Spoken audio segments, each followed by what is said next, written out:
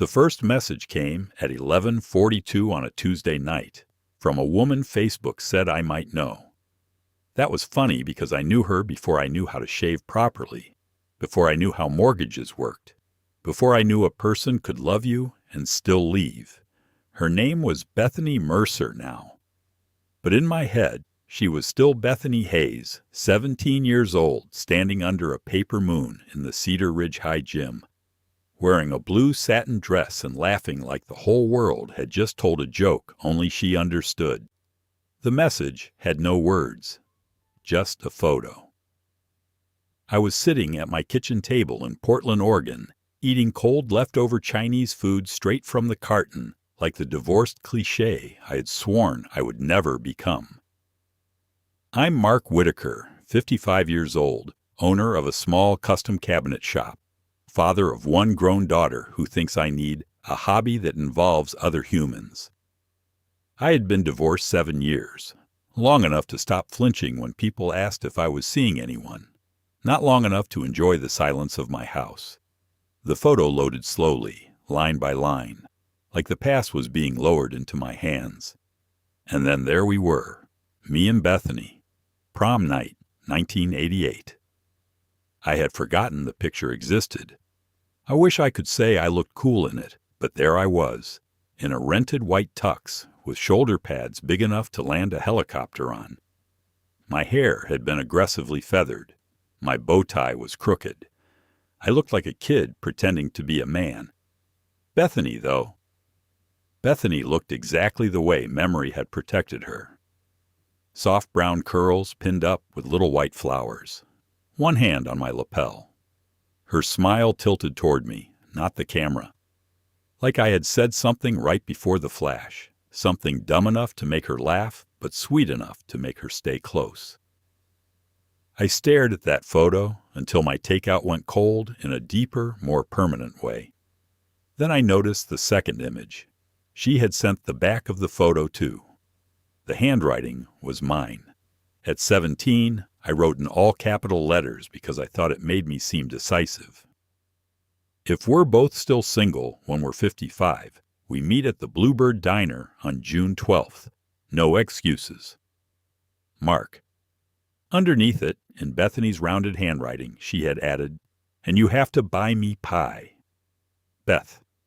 I stopped breathing for a second. Not dramatically, not like in movies.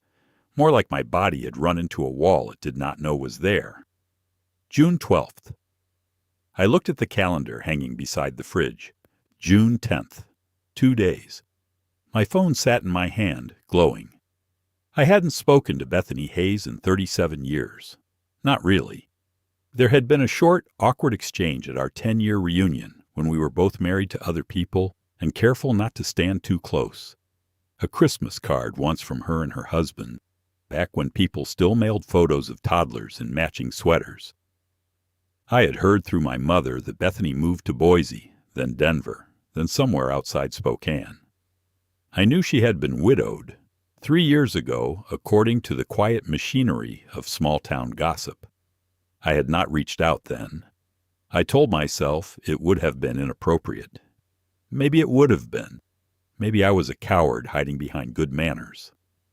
For 7 years after my divorce, I had built cabinets, visited my daughter, took walks, paid bills, and convinced myself that wanting less was the same thing as being peaceful. Then one photo arrived, and suddenly I was 17 again in the most dangerous way. My phone buzzed. This time words appeared. Bethany Mercer. I found this in my mother's attic today. I almost didn't send it. I read that sentence 4 times. My thumb hovered over the screen. What did a man say to the girl who once made him believe the future was a place you could choose by writing on the back of a photograph? I typed, "Wow." Deleted it. Typed, "You still owe me a dance." Deleted that too because apparently I had turned into a man who negotiated with ghosts. Finally, I wrote, "I remember that night." 3 dots appeared, disappeared, appeared again. Bethany.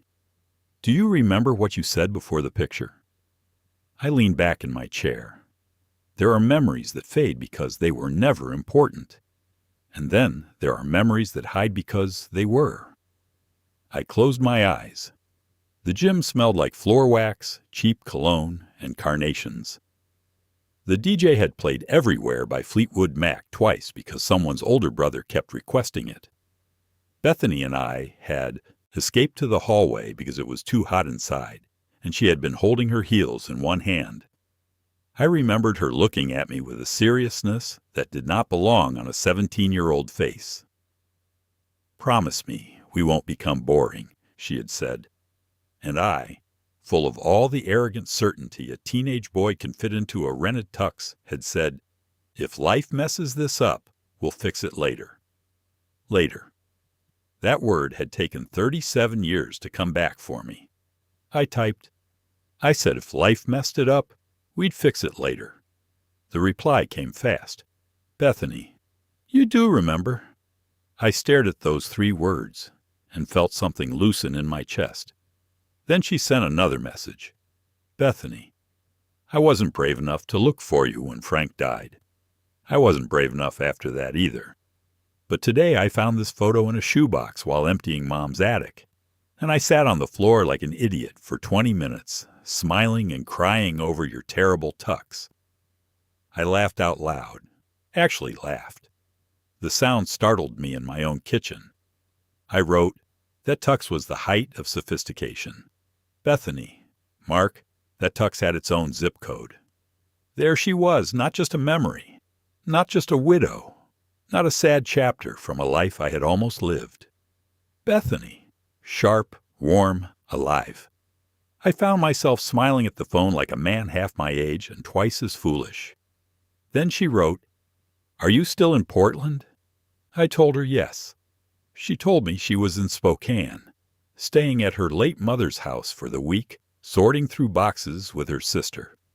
Cedar Ridge was halfway between us, almost exactly. The Bluebird Diner was still there. I knew because my mother had mentioned it last Christmas, complaining that they changed the coffee brand but not the carpet. For a minute, neither of us typed. That was when I felt the danger of it. Not danger like fear, danger like hope. At 55, you know better than to confuse a message with a miracle. You know people grow into versions of themselves nobody at prom could have predicted. You know grief changes the shape of a person. Divorce does, too. You know chemistry can survive in memory better than in real life. But I also knew this. My hand was shaking. And not because I was afraid of the past. Because for the first time in years, I wanted something badly enough to be embarrassed by it. Bethany, June 12th is Friday. I swallowed. Bethany, I know this is ridiculous. I typed before I could talk myself out of it. Me, it was ridiculous in 1988. That didn't stop us then. A pause. Then, Bethany, if I drive to Cedar Ridge on Friday, will you meet me at the Bluebird? I looked around my quiet kitchen. At the single bowl in the sink, at the chair across from me that had collected mail because no one ever sat there anymore, at the life I had built to be safe and found. Suddenly, that safe had started to feel like small. I put the phone down, stood up, and walked to the hallway closet. On the top shelf was a cardboard box I hadn't opened since the divorce. Old yearbooks, baseball cards, a cassette tape labeled Road Mix in Bethany's handwriting. And there, folded inside my senior yearbook, was the matching half of a memory. A dried blue ribbon from her wrist corsage. I held it in my palm, fragile as breath. Then I picked up the phone and typed, "Me.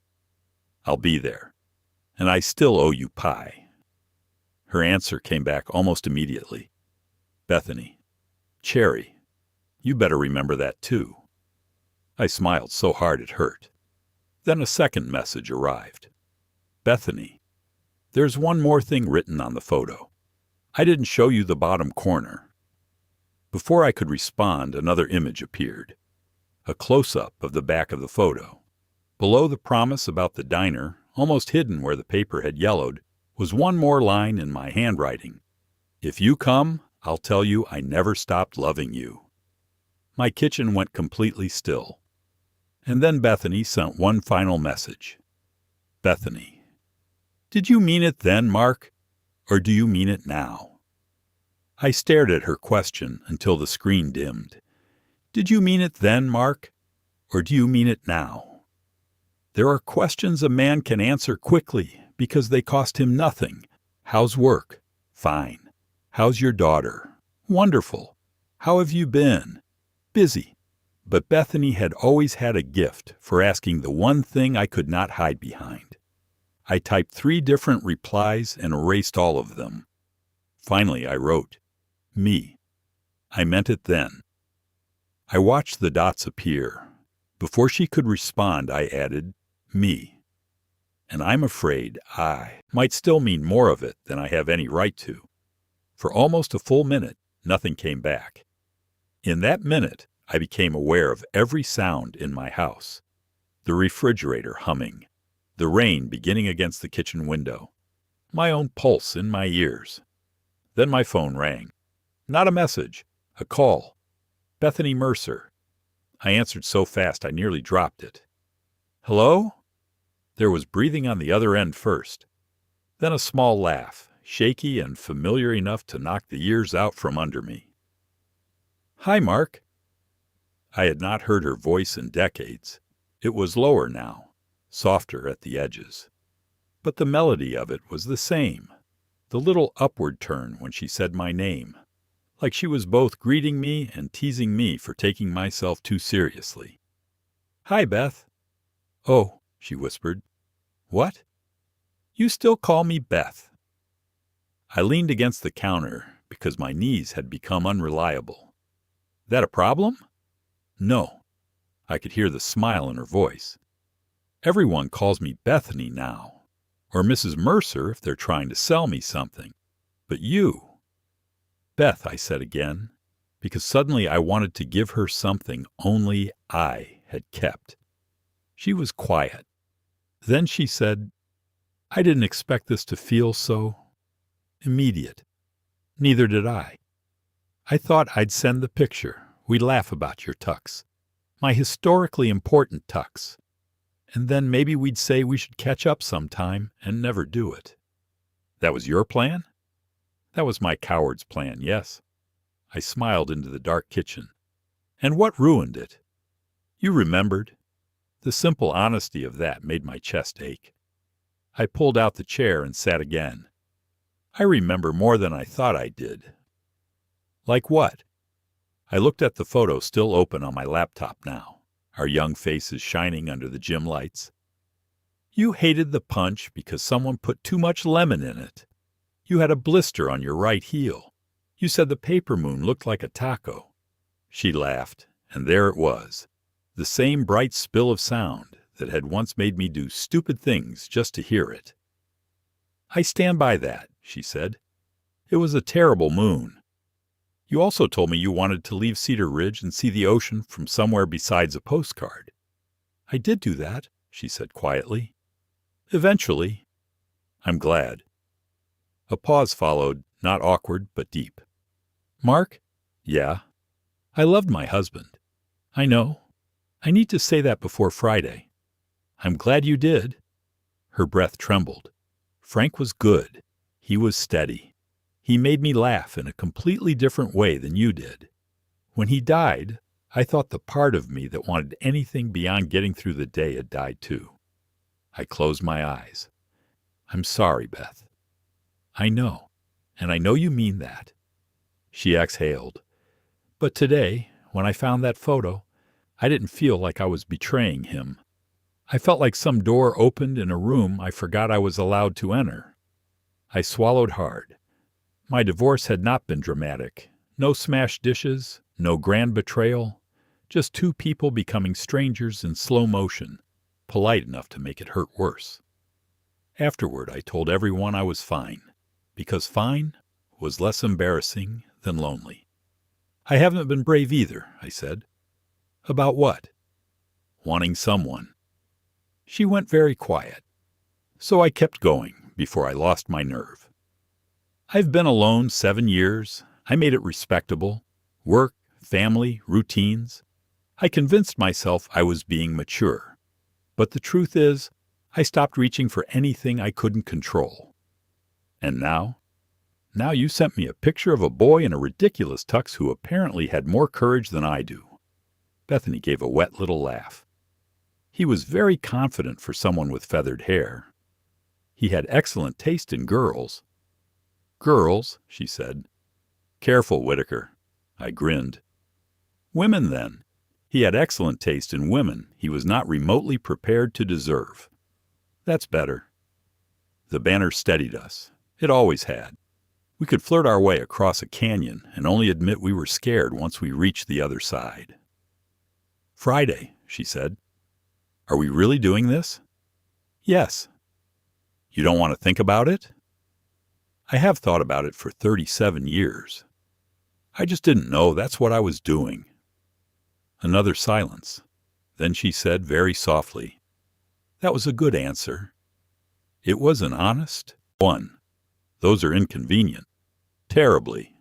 She laughed again, and I wanted, with a sudden physical hunger, to see her face when she did it. Can I ask you something? I said. Anything. What did you feel when you saw the last line? She did not answer right away. I put my hand over my mouth, she said finally, like some teenager in a movie. Then I got angry. Angry. At time. At myself. At you, a little. Me. You wrote that down and never told me. I was 17. You had a pen. I also had no plan beyond surviving graduation and convincing you I knew how to slow dance.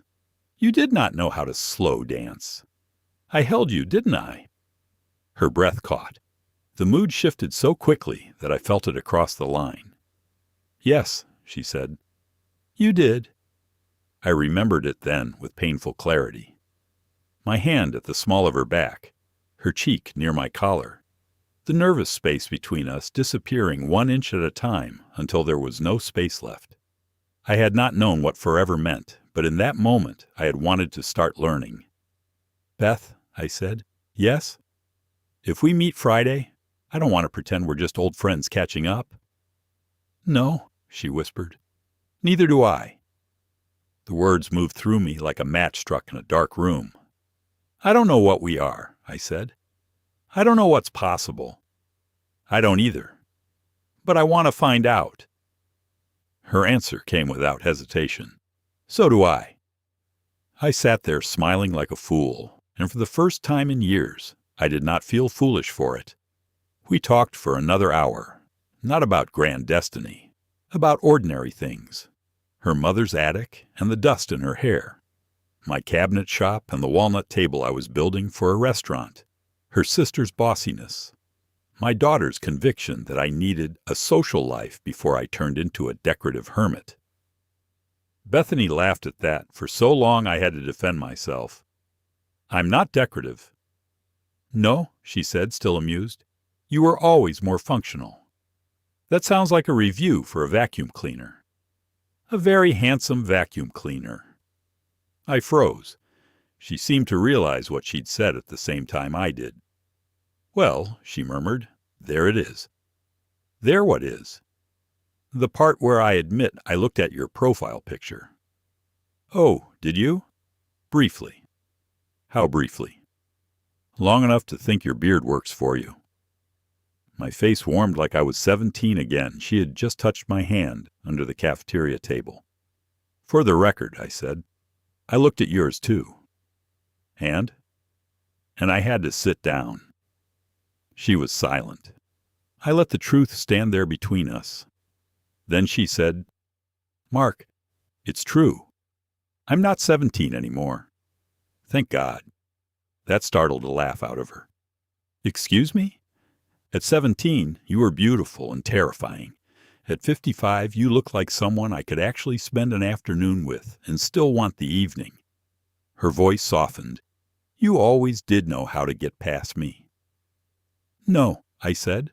I just always wanted to. When we finally hung up, it was nearly 1 a.m. I should have gone to bed. Instead, I opened the old cardboard box again and found the cassette tape she had made me in May of 1988. I had no way to play it anymore, but I remembered every song. At the bottom of the box was my senior prom ticket stub. I tucked it into my wallet. The next morning, I called my shop manager and told him I would be taking Friday off. "Hot date?" he asked. I looked at the prom photo on my counter, at Bethany's young hand resting against my rented lapel, at the promise we had been too young to keep and somehow not too old to answer.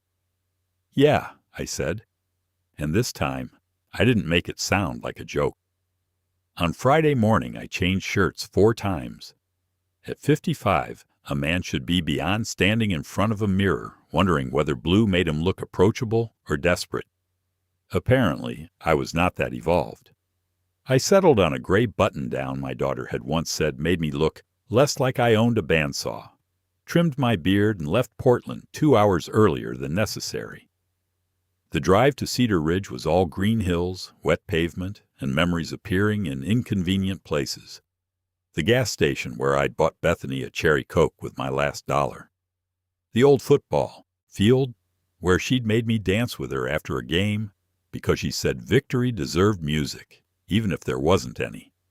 The turnoff by Miller's Creek where we had parked my father's Buick and kissed until the windows fogged, both of us pretending we weren't scared by how much we wanted. I pulled into town just after noon. Cedar Ridge looked smaller, the way hometowns do when you return with adult eyes and a teenage heart. The movie theater was now a dental office. The pharmacy had become a yoga studio. But the Bluebird Diner still sat on the corner of Maple and 3rd, stubbornly turquoise, with a faded sign of a bird carrying a coffee cup in its beak. I parked across the street and sat with both hands on the wheel. For 3 days I had imagined this moment so many ways that reality felt almost rude. What if the chemistry lived only in messages? What if grief had made her reach for a memory instead of me? What if I disappointed her by being exactly what I was?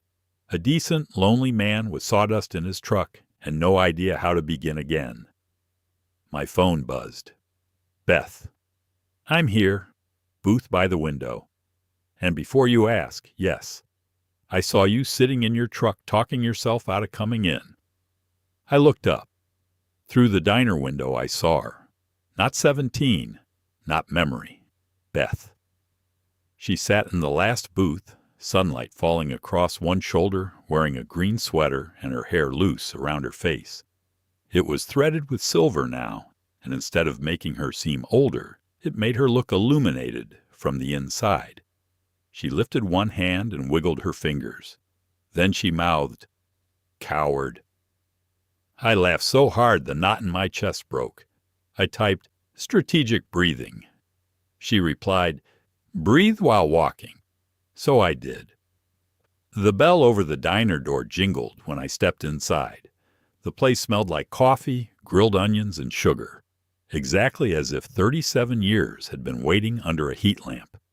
Beth stood. For a second, neither of us moved. Then she smiled, and every version of myself, boy, husband, father, divorced man, careful man, went quiet. "Hi, Mark," she said. "Hi, Beth." We both laughed softly, because we had already done this over the phone. But voices in the same room were different. They had weight, warmth, consequences. "You're taller than I remember," she said. "You're shorter than I remember." I was wearing heels and unreasonable confidence. I was wearing shoulder pads and fear. She grinned. Fair. Then the humor faded. I stepped closer. She did too. We hugged like people trying to be polite and failing immediately. Her arms went around my back. Mine closed around her shoulders. She fit against me differently now and exactly the same. Softer. Realer. Her cheek brushed my collarbone, and I felt her take one unsteady breath.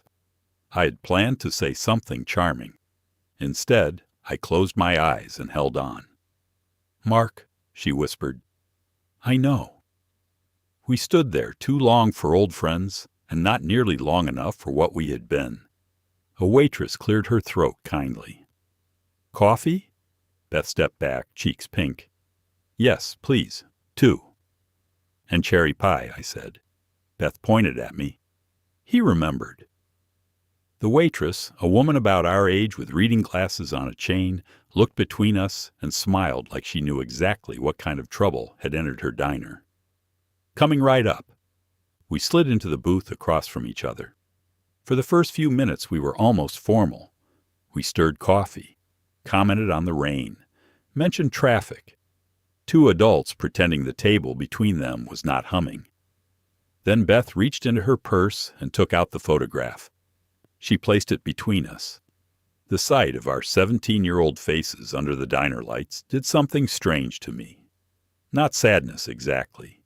More like tenderness for two kids who had meant what they said without understanding the price of time. Beth touched the corner of the picture. "I carried it in my purse the whole drive." I brought something too. I opened my wallet and took out the prom ticket stub. Her mouth parted. "You kept that?" "Apparently I'm more sentimental than my workshop suggests."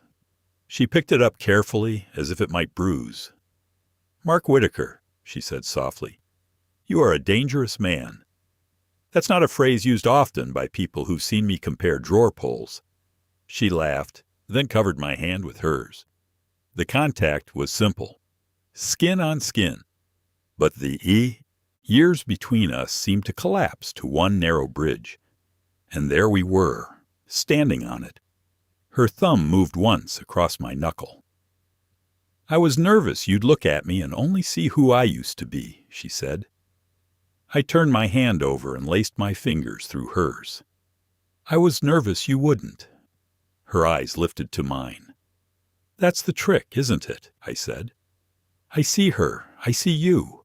I don't want to go backward, Beth. I don't want to pretend we're 17. "Good," she said, though her eyes shone, "because I refuse to redo algebra. I would not survive gym class. And I have earned every comfortable shoe I own." I smiled. "You look beautiful." The words came out quietly, but they landed hard. Beth looked down at our hands. "I practiced being calm if you said something like that. How's it going?" "Poorly." "Good." She looked up again. "Good?" "I like knowing I can still get to you." Her smile turned slow and unmistakably flirtatious. "Careful. I might start trying back." "I'm counting on it."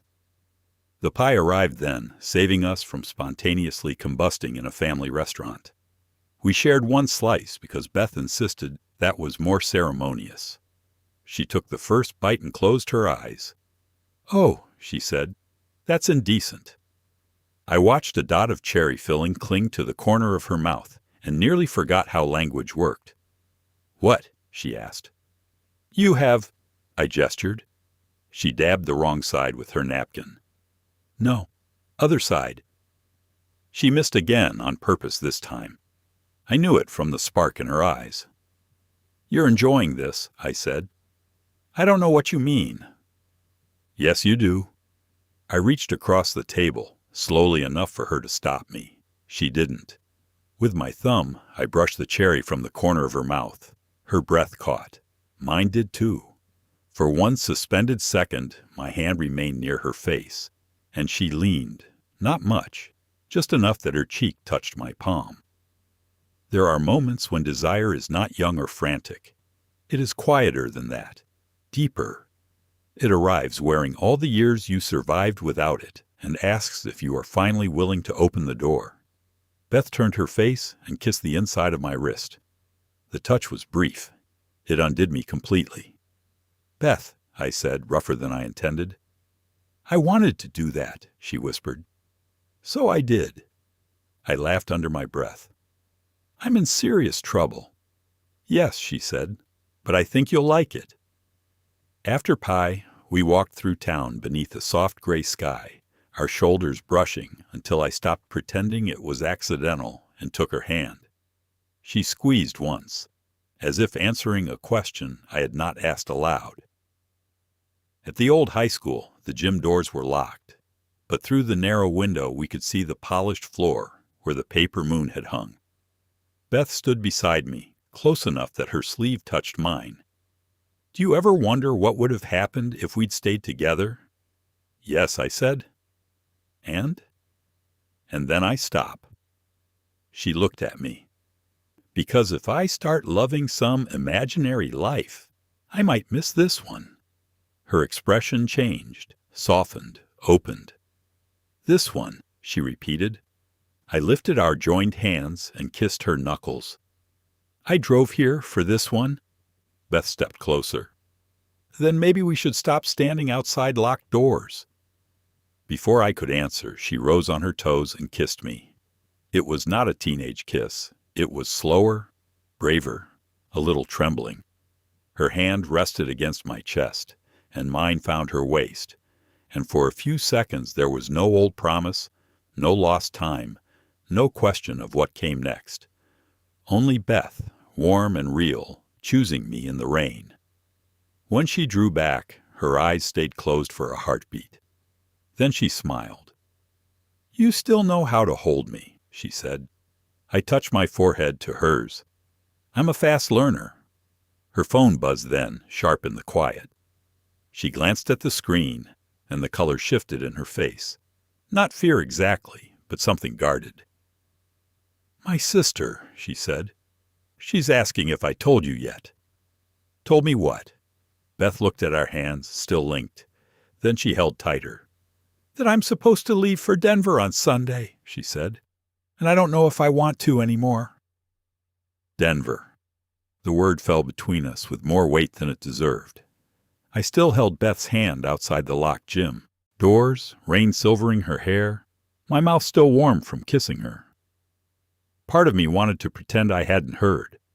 Another part, the 55-year-old part that had learned how quickly joy could be negotiated down, stepped back inside itself. Denver, I said. Beth winced. That sounded worse than I meant it to. Are you moving there? I was. She looked through the gym window at the empty floor. Maybe, I don't know. I waited. She turned toward me fully. After Frank died, I stayed in Spokane because it was familiar. Then Mom got sick, and I kept telling myself I'd make decisions later. After she passed, my sister and I agreed to sell the house. I have a friend in Denver who offered me work managing events at her gallery. I told her I'd come Sunday, stay a month, see if it fit. A trial run, yes. And now? She gave a helpless little laugh. Now I kissed you outside our old gym, and suddenly all my practical plans looked like they were written by a woman who had not accounted for you. I should have smiled. Instead, I felt the old fear rise, the one that said wanting made you vulnerable, and vulnerable people got left with polite explanations. Beth, I said carefully, I don't want to be the reason you don't go. Her eyes sharpened. That sounded noble. I was aiming for decent. It also sounded like you were already opening the door for me. That's not fair. No. She pulled her hand from mine, not angrily, but enough that I felt the loss. Mark, I didn't drive 3 hours and kiss you in the rain so you could become reasonable at me. At you. Yes, aggressively reasonable. Despite myself, I laughed. I'm trying not to crowd you. I'm trying to find out if you want me close. The word struck clean. A truck hissed by on the wet street. Somewhere behind us, a flag rope clinked against the pole. Beth stood there with her chin lifted, not a memory, not a delicate thing to protect, but a woman asking to be met. So I stopped hiding. I want you close, I said. So close I'm afraid if I say it plainly, I'll scare us both. Her expression softened, but she did not let me off easily. Plainly, anyway. I took a breath. I want more than one afternoon. I want dinner tonight. I want tomorrow morning coffee. I want to learn who you are when you're tired and impatient and when you've had too much pie. I want to kiss you somewhere that isn't public property. My voice roughened. And if you go to Denver Sunday, I want to know when I can see you again, before you even leave. Beth's lips parted. Then she stepped back into me and laid both hands on my chest. There you are. I covered her hands with mine. Too much? No, she smiled.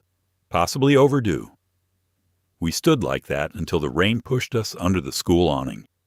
It felt absurd and intimate. Two grown people hiding from weather beside a building that had once held our younger selves. Beth tilted her head.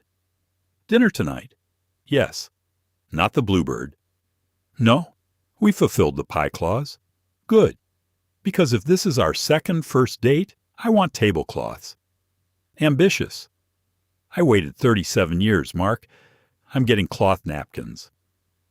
I took her to a small inn 12 miles outside Cedar Ridge, where the dining room overlooked the river and the candles on the tables made everyone look like they had secrets worth keeping. Beth had changed into a black dress with tiny pearl buttons, and when she walked into the lobby, I forgot the sentence I was saying to the hostess. Beth noticed. Of course she did. She came close, eyes bright. You were about to ask for a table. I was. You were. I may need supervision. I suspected as much in 1988. At dinner, we did not pretend to be casual. We ordered wine.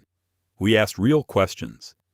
She told me Frank used to sing badly when he cooked, and how silence after his funeral had felt physical, like furniture she kept walking into.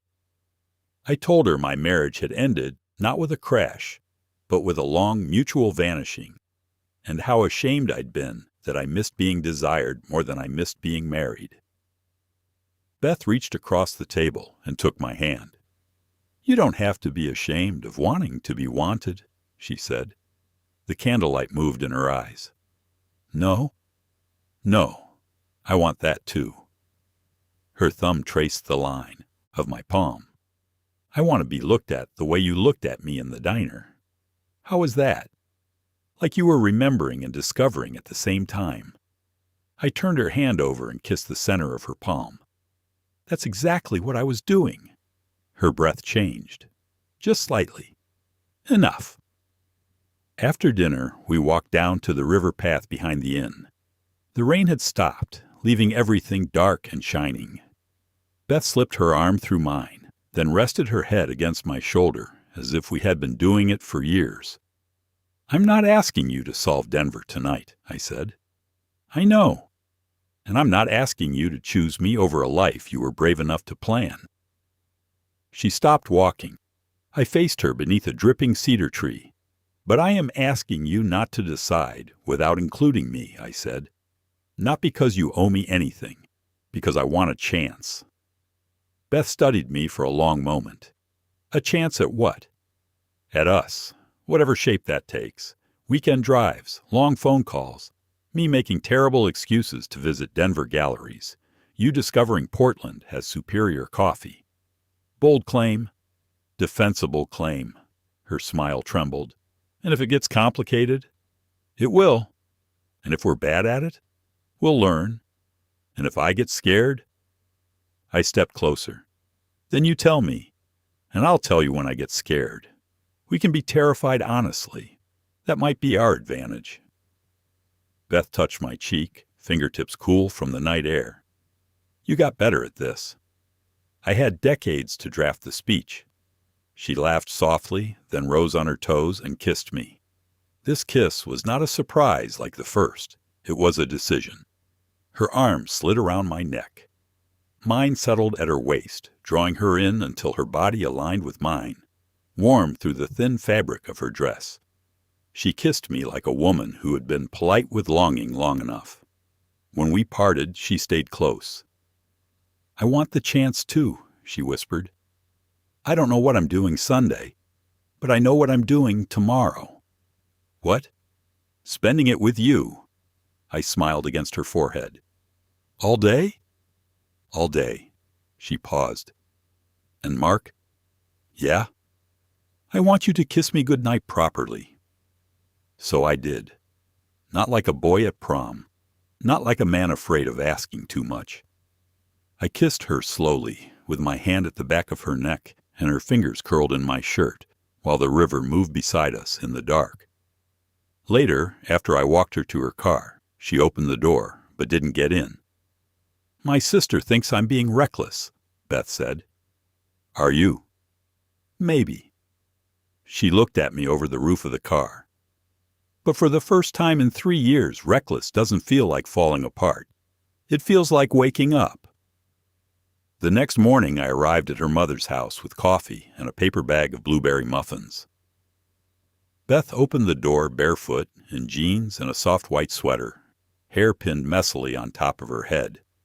The sight of her like that, ordinary, unguarded, smiling because I was on the porch, hit me harder than the black dress. Hi, she said. Hi. You brought breakfast? I'm courting you. There are protocols. She took the coffee carrier, then leaned in and kissed me, quick and pleased. Proceed. We spent the morning in the attic, sorting boxes while dust floated in sunlight. We found yearbooks, Christmas ornaments, old report cards, and a shoebox full of Beth's teenage notes. At the bottom was a sealed envelope with my name on it. Mark, my handwriting. Beth looked at me. I don't remember that, I said. She handed it over, suddenly quiet. Inside was a single folded page, yellowed at the edges. I read the first line and felt the room tilt. Beth, if I lose my nerve tonight, this is what I should have said before you leave. I sat on an old trunk in Beth's mother's attic with the letter shaking in my hands. Beth stood in front of me, one palm pressed to her mouth. Read it, she said. So I did. Beth, if I lose my nerve tonight, this is what I should have said before you leave. I know everyone thinks we're too young to mean things. Maybe they're right. Maybe life is bigger than us. But when I'm with you, I feel like I'm not waiting to become myself. I already am. I don't want to keep you in Cedar Ridge. I don't want you to make your world smaller for me.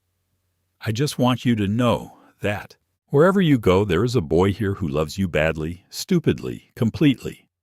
And if life gets in the way, if we become other people, if we lose track of this somehow, meet me later. I'll find you. I promise. Mark. By the end, my voice had gone thin. Beth lowered herself onto the trunk beside me. For a while, neither of us spoke. Dust turned in the attic light like tiny planets. I never got that, she whispered. I must have written it before graduation. I stared at the page, seeing the uneven pressure of my teenage hand. Maybe I meant to give it to you after prom. But you didn't. No. Why? The easy answer was that I was young. The truer answer sat heavier. Because your father got that job in California, I said. Because you were leaving in August. Because I heard my dad tell my mom that first loves ruin practical decisions. Because I loved you enough to want you free, and not enough to trust you with the choice. Beth's eyes filled. That sounds noble again. It wasn't. It was fear wearing a decent jacket. She let out a broken little laugh. You and your jackets. I folded the letter carefully. I'm sorry. For what? For not giving it to you? For deciding what was best for us without asking you? For letting 37 years pass and calling it fate when some of it was cowardice? Beth took the letter from my hands and set it on the trunk between us. Then she took my face in both her hands. Mark, she said, we were 17. I know. We were children trying to hold a whole future with both hands. We dropped it. Of course we did. Her thumbs brushed beneath my eyes, and only then did I realize I was crying. But we're not children now, she said. No. So don't make the same mistake twice. I covered her hands with mine. Tell me how not to. Ask me what I want. The attic seemed to go still around us. What do you want, Beth? She inhaled slowly. I want Denver not to feel like escape. I want Spokane not to feel like a waiting room. I want my mother's house sold because I'm ready, not because I'm running. I want to wake up and have something to look forward to that isn't just a task list. Her voice trembled, but her gaze stayed steady. And I want you, not the boy in the tux, not the promise, you, The man who brings coffee and says the wrong noble thing and kisses me like he's finally come home. I laughed and cried at the same time, which is not dignified at any age. I want you too, I said. In the morning, in the inconvenient parts, in Portland, Denver, wherever we can make room. I don't need you to cancel your life for me. I know, but I'm asking to be in it. Beth smiled then, slow and radiant.